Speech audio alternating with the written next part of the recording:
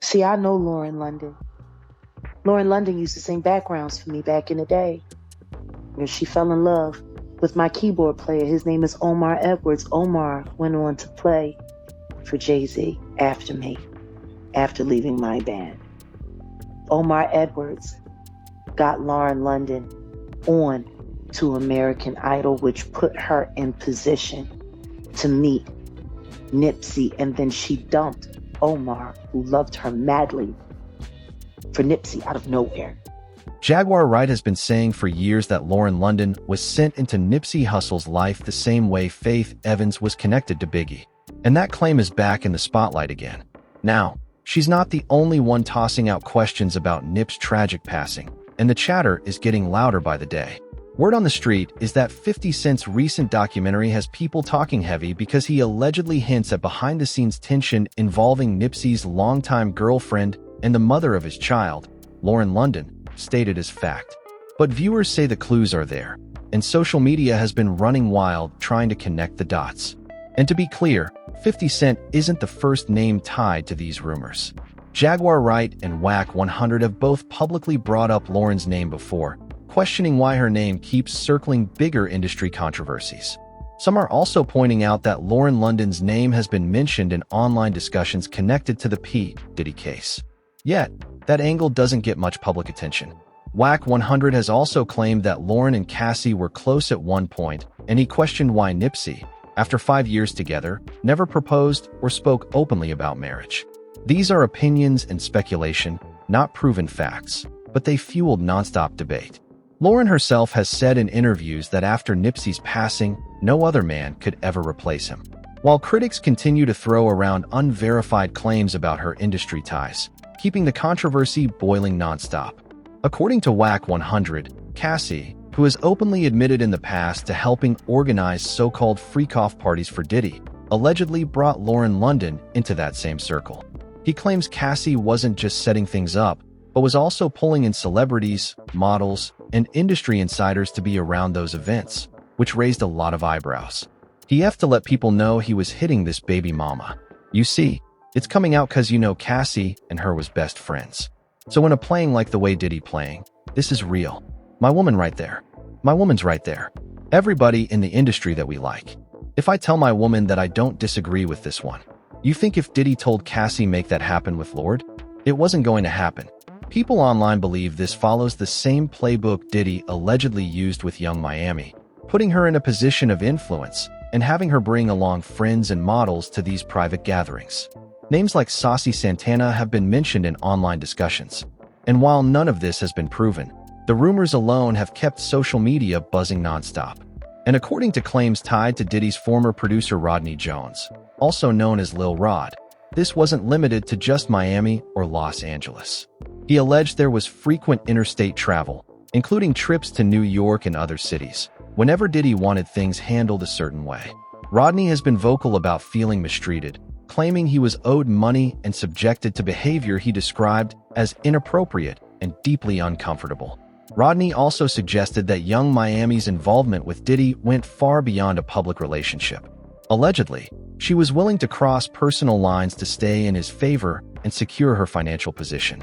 He painted their connection as far more intense than Diddy's relationships with other women and even claimed Young Miami had conflicts with others around Diddy without clear reasons, adding even more heat to an already messy situation. Meanwhile, Diddy made it very clear that Young Miami wasn't just someone he was seeing quietly on the low. He publicly showed her extra attention, which led many people to believe she held a special position compared to the other women around him. Young Miami, known for being street smart and strategic, was rumored to be loyal to Diddy in ways others weren't, allegedly helping manage behind-the-scenes situations tied to those infamous gatherings. According to online chatter, this allegedly included inviting people on Diddy's behalf, coordinating events, and going along with whatever strange requests were being made at the time. All of this remains unproven, but the rumors have painted a picture of someone deeply involved, not just romantically, but operationally, too, which is why her name keeps coming up in these conversations. I can't say it. You got to. It's say take a shot if you like golden showers. I do. Golden showers meaning when the guy pees on you. Pee on you everywhere. You like it? It's fun. You know when you drunk and they just pee all over your body. Using that same logic, some critics now speculate that Nipsey Hussle's longtime partner, Lauren London, may have also been connected to Diddy in private ways. Diddy's former assistant, Capricorn Clark, referenced Lauren's name during claims tied to a recent lawsuit, suggesting Lauren may have been present around certain situations, though not necessarily as an active participant. Sources say she was allegedly aware of what was happening in those spaces. Clark allegedly described scenarios where people were moving between rooms, following instructions, and maintaining a certain atmosphere. In one account, it's claimed she said, "Yes, Miss London was there. Chef Jordan in the other room. He called Cassie over, asked her to walk there, hand me that, go back in the other room." Those words have been heavily debated online, especially regarding who knew what and when. This has led to intense discussion about whether Lauren knew Cassie was under pressure during her relationship with Diddy and chose to stay silent. None of this has been proven, but it continues to fuel speculation. All of this aside, many people still question why Nipsey continued business ties connected to Diddy's circle when he was talented enough to stand strong on his own, making the entire situation feel even more complicated and unsettling. Diddy's former bodyguard, Gene Deal, had plenty to say, and his comments only poured more gas on the fire. He suggested that Diddy allegedly had Nipsey Hussle on a tight leash, the kind that limits moves and controls outcomes. And that idea has had people side-eyeing the whole situation ever since. You think it was a good idea for Nipsey to be cool with Diddy? I really can't speak on what and the reason why that man would, when he was already doing a great job itself with the team that he had. But somebody convinced him that that would be a good look for him. But no disrespect, he got what he asked for. Rumors started flying that when Nipsey began pulling away trying to free himself from that grip after Victory Lap shook the culture, things took a dark turn. Really does make sense is that Diddy has had a long career of using to trap into making them do what he wants to do or using them to move them out the way. How is Faith Evans any different than Lauren London? How? No difference at all. Struggling artists trying to make their way up, not getting the break that they needed. All of a sudden, they stand next to the right guy, and then now you know that guy is dead, and they're okay for life. You know how many people in the business that happens to? Let's look at some believe the moment Nipsey tried to move independently was when his life was suddenly put into question, at least according to industry whispers that still won't die down. Of course, the official story says Eric Holder acted alone, claiming Nipsey labeled him a snitch, which led to the fatal shooting. For a long time, people also suspected Big U, someone Nipsey had tension with, of being involved in hiring Holder. On the day it happened, folks noticed Big U's whereabouts were unclear. His alibi kept shifting, and he avoided saying who he was with, which raised eyebrows everywhere. Adding more mystery, Nipsey had reportedly just refused to renew an old contract tied to Big U's label. Then came the funeral, where Big U didn't show up at all, not even out of respect. Things got even messier when he laughed off a Justice for Nip comment during a live video, sending the internet into full meltdown mode and turning speculation into loud accusations. What you waiting on, though? You don't know what you waiting on. What you waiting on? You gotta tell me what you waiting on. My mama broke justice for death. Laughter your boy would have been there like swear to God. Everybody was _ you dig? Months later, Loose Cannon dropped a major bomb on the No Jumper podcast. He claimed Big U called him and told him Nipsey had been killed nearly 30 minutes before it supposedly happened. That clip spread fast, shook the streets, and Big U made it clear he was not happy about those claims at all, keeping the controversy burning hot. After that clip blew up, Big U reportedly sent Adam22, the owner of the podcast, a cease and desist letter demanding the episode be taken down immediately. But for the record, to the feds when they did come, they only wanted one thing. And I feel like this will be of special interest to you.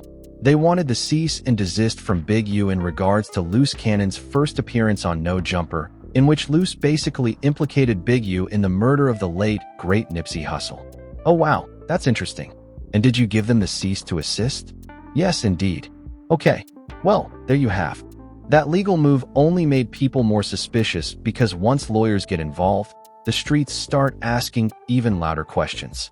Then Charleston White jumped into the mix and claimed he knew exactly why a hit was allegedly placed on Nipsey. According to him, Nip stopped paying his dues to Big U, and that's when things supposedly went left. This version of events has been floating around for a while, but it keeps resurfacing with new voices backing it up. Now, here's where it gets even messier. Recent chatter suggests it wasn't just Big U being blamed anymore. Some sources are now claiming Diddy may have also had involvement. And according to 50 Cent, Lauren London's alleged connection to Diddy is being questioned, too.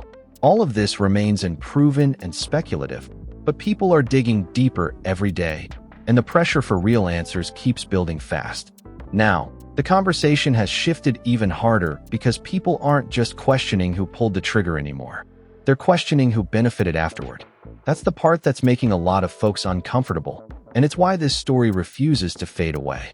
Industry insiders keep pointing out how Nip's legacy exploded after his passing, with money, ownership, and influence moving fast behind the scenes. Some are asking how certain people gained leverage, control, or freedom once Nipsey was no longer here. And those questions keep circling the same powerful names. What really keeps the rumors alive is how many voices from different corners are saying similar things without coordinating. From former associates to media figures, everyone seems to hint at pressure, power plays, and quiet deals that don't sit right. Nothing has been proven, and all of this remains allegations and speculation. But the streets are watching closely. Every new interview, every leaked comment, and every old clip getting resurfaced adds another layer to a story that already feels way deeper than what the public was originally told. Now attention is turning to the silence, because in situations like this, what isn't said can speak the loudest. People have noticed how certain industry figures went quiet fast, avoided interviews, or suddenly changed their tone whenever Nip's name came up. And that energy hasn't gone unnoticed. Some insiders claim there were closed-door conversations and damage control happening right after the tragedy, with phones ringing and stories getting tightened up. The idea that powerful people could shape the narrative has made fans question whether the full truth was ever meant to come out. At the same time, others argue that fear plays a big role because going against heavyweight names in the industry can cost careers overnight. That's why many believe some witnesses chose silence over safety. Again, none of this is confirmed, but the pattern has people uneasy. The longer the quiet stretches on, the more it feels like there's still a missing piece the public hasn't been allowed to see yet. Meanwhile, the internet has been sounding off, and the reactions are loud and divided. One person commented, "Lauren isn't innocent. Did he put them together just to control him?" That question alone sent people spiraling because it hints at manipulation rather than coincidence. Another commenter added that Lauren transitioned from modeling into music videos, pointing out connections between industry circles. They also mentioned that Capricorn Clark knows Diddy. Lauren was friends with Cassie, and to them, none of that feels random. Then someone else went even further, flat out, saying, "No, Lauren was part of it. Her and Diddy were tight as thieves. Diddy used her to get to Nipsey." Those are strong opinions, not proven facts, but they show how heated this conversation has become. Now, we want to hear from you. Do you think there could be any truth to the idea that Lauren may have had something going on behind the scenes with Diddy while Nipsey was still alive? Or do you believe these claims are reaching way too far? Drop your thoughts in the comments below. Make sure you like, subscribe, share this video, and stay locked in because the next one is just as messy and you won't want to miss.